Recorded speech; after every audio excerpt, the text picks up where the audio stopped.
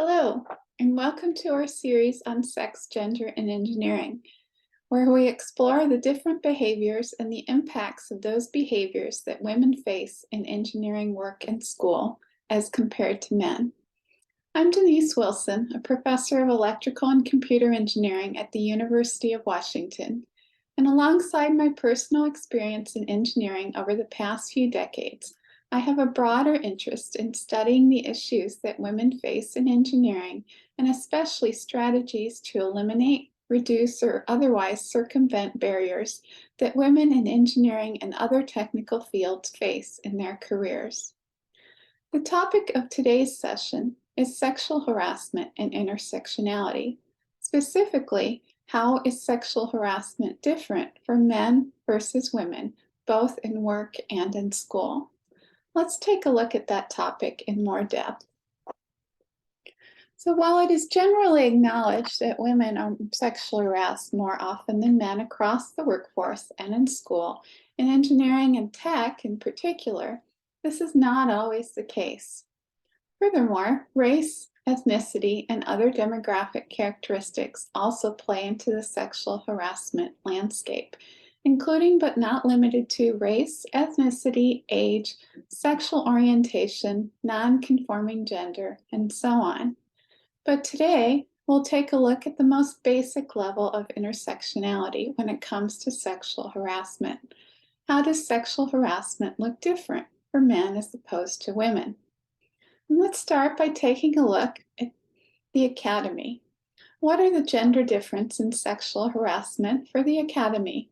Not just for students, but also for faculty and staff and the many employees that work in academic workplaces across the country.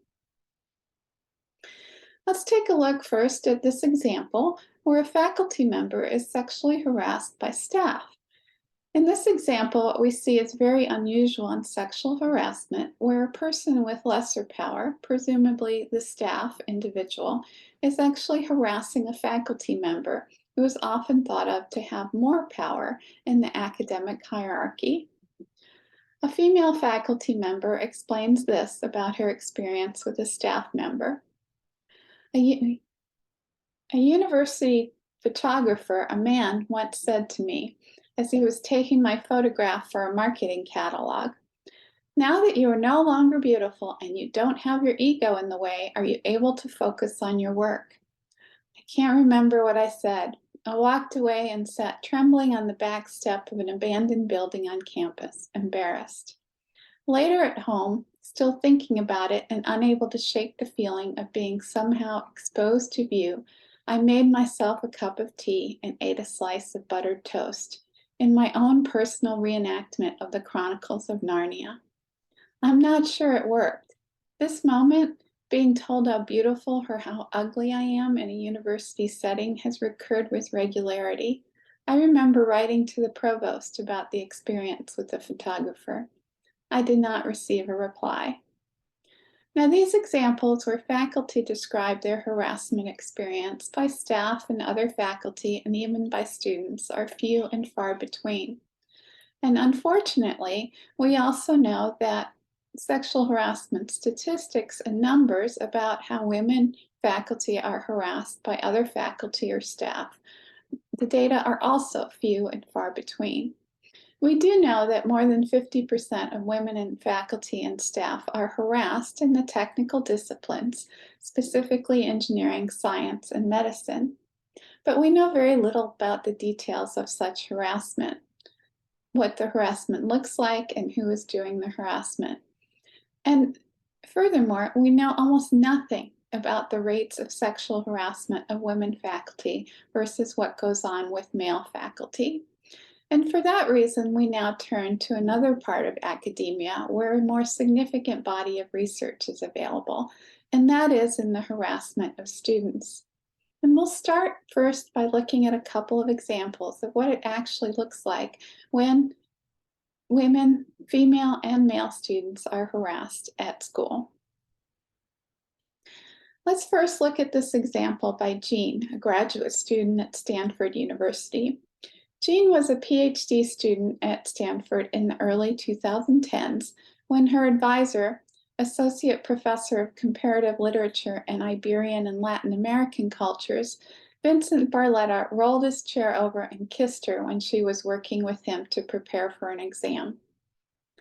University officials investigated this incident, and they found that Barletta, a tenured associate professor and 2021 Guggenheim Fellow, had violated Stanford's sexual harassment policy. But more important, he had groomed Jean to be his advisee even before she arrived at Stanford, and had clearly blurred the lines of a professional and overly personal advisor to advisee relationship with her. Now, when male students are harassed, it can look a little bit different than it does for women. For example, when a professor engages male students in class in discussions about the students' past sexual experiences, yet the conversations are not in any way germane to the subject matter of the class. The professor inquires about explicit details and demands that students answer them, though the students are clearly uncomfortable and hesitant.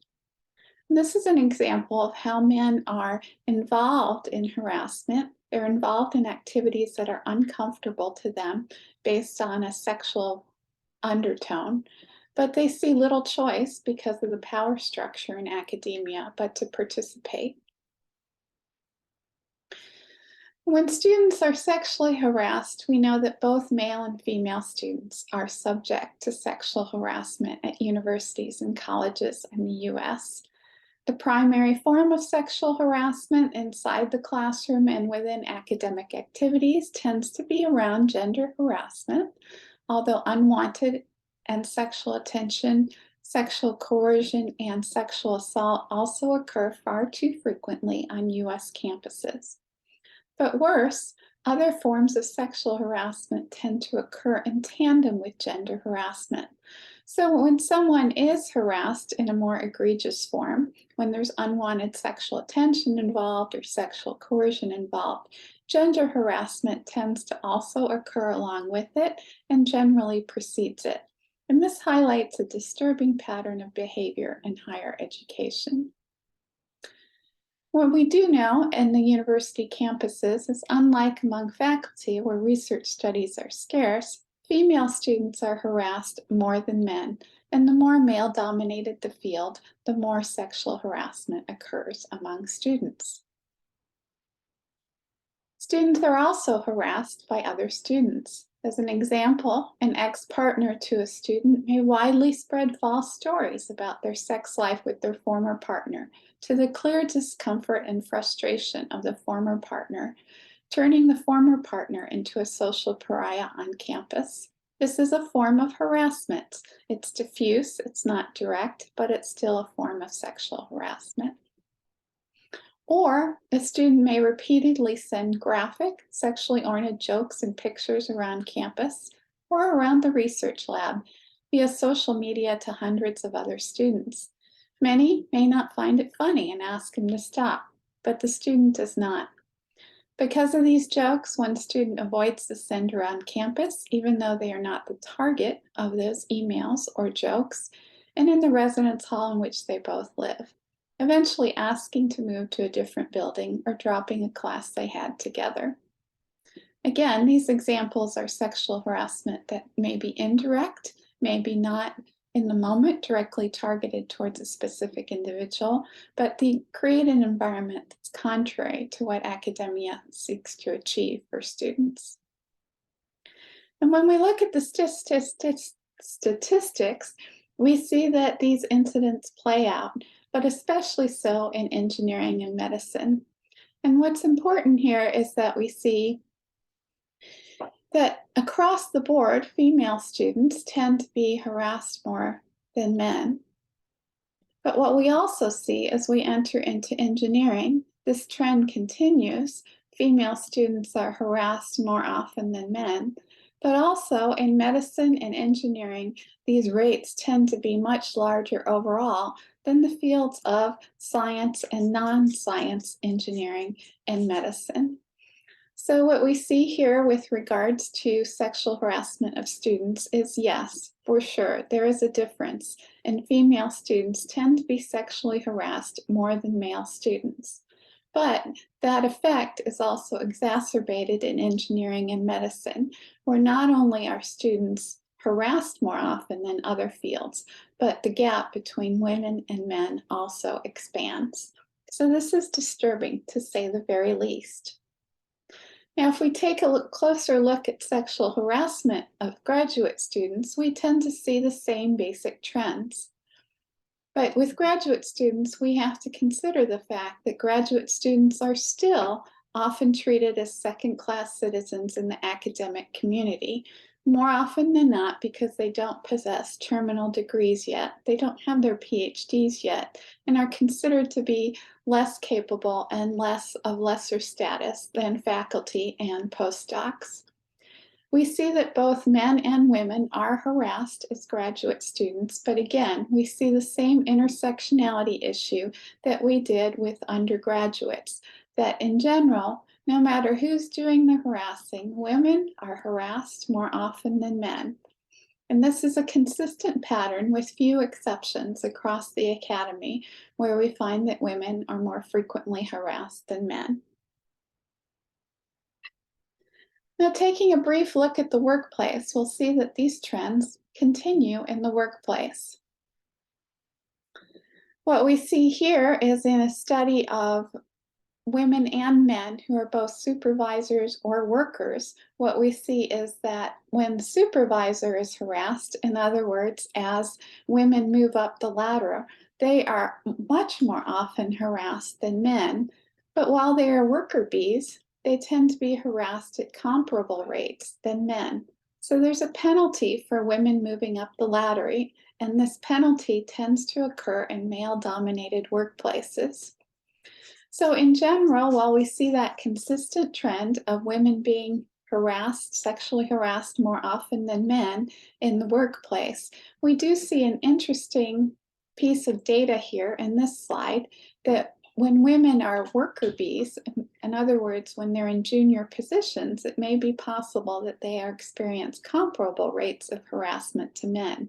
In other words, their junior status might be overwhelming the gender issues at play in the workplace. But when we switch over to female-dominated workplaces, we see that that changes a little bit more.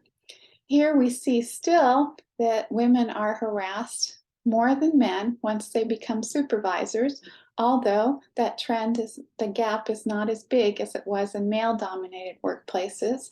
And we see again that women as workers are harassed and a little less so than men, although this difference is not statistically significant.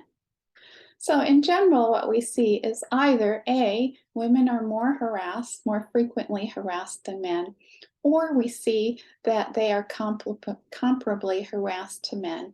And this pattern occurs across workplaces, across school, across power structures, and in many different places where women work and learn.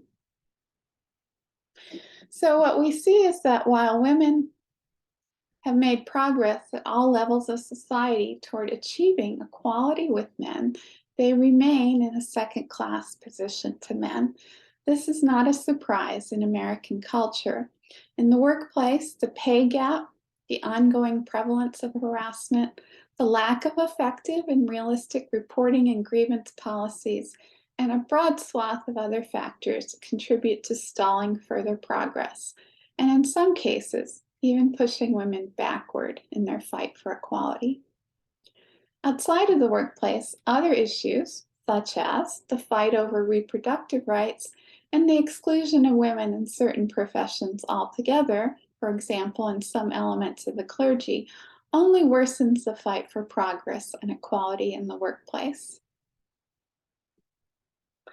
So now let's take a look briefly at whether or not the fact that women are being more harassed than men is the only issue at play here.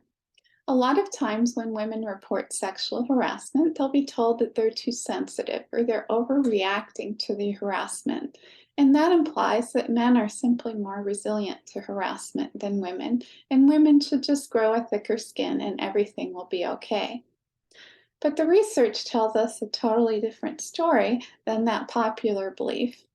We see here, in a meta-analysis of many, many different studies, a large body of evidence tells us that the impacts of sexual harassment are similar for women and men. So what we see here is that the difference between men and women in the physical symptoms they experience and the impacts on their physical health that they experience as a result of sexual harassment, there's no statistically significant difference. And the same is true for psychological distress as well as the impact on psychological well-being. No significant job outcome differences or psychological differences. And the same is true for job outcomes. Women and men have no different rates in how they withdraw from their jobs as a result of harassment. They report no significant differences in job stress as a result of harassment, and they report no significantly different decreases in job satisfaction as a result of harassment. So overall, what we see is that a large body of evidence shows us that men suffer the same physical, emotional, and job harms that women do when they are sexually harassed. The different groups of individuals experience different rates of sexual harassment and may suffer more or less harmful impacts from such harassment. Such intersectionality is important, not only in understanding what individuals experience, but how to reduce or eliminate harmful culture in the workplace. Today, what we've looked at is the issue of intersectionality by gender. Do women really experience higher rates of harassment, and do they really suffer more from sexual harassment than men? And what we found is important that almost universally, women are sexually harassed more than men, likely due to their second-class status in society and a swath of other factors. But they also do not experience significantly more harmful impacts from that harassment. In other words, the research strongly suggests that they are not the weaker sex, that they are not overly sensitive or overreacting to sexual harassment, but in fact, men suffer similar harmful impacts from sexual harassment. So gender is only the first level of intersectionality to consider in conversations about sexual harassment, and that's what we've looked at briefly today. Thanks so much for joining us, and we hope that you'll join us again in the future in another session on sex, gender, and engineering.